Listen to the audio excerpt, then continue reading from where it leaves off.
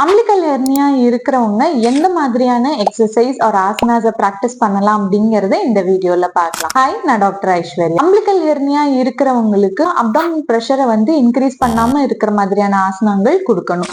இதுல ஃபர்ஸ்ட் சேதுபந்தாசனா, இடுப்பு பகுதியை மட்டும் மேல தூக்குறது மூலியமா நம்ம அப்டமன் மசில்ஸை நம்ம டோனிஃபை பண்றோம்.